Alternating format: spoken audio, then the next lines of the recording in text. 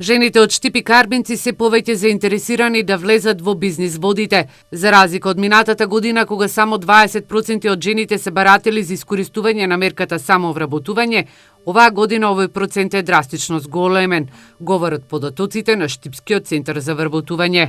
Еве како што се самовработувањето, понатаму обука за дефицитарни занимања и практиканството, над 50% од вкупниот број на лица што поднеле пријави за учество во овие мерки се жени.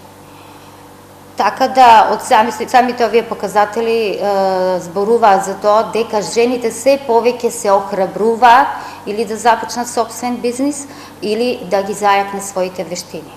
Жените вообичаено се заинтересирани да раководат со фризерски и козметички салони, потоа мали производствени капацитети, но и за адвокатски канцеларии.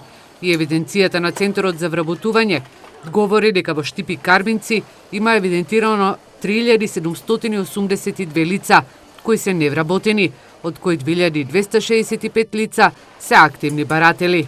Гледано по пол, значи некаде 44% од вкупно евидентираните активни баратели на работа се жени. Арсовска додава дека постои голем интерес за субвенционирање на платите. До сега 30 штипски фирми имаат аплицирано за искористување на оваа мерка, а агенцијата има скучено договори со 15 фирми за вработување на 18 лица по основ на оваа нова мерка.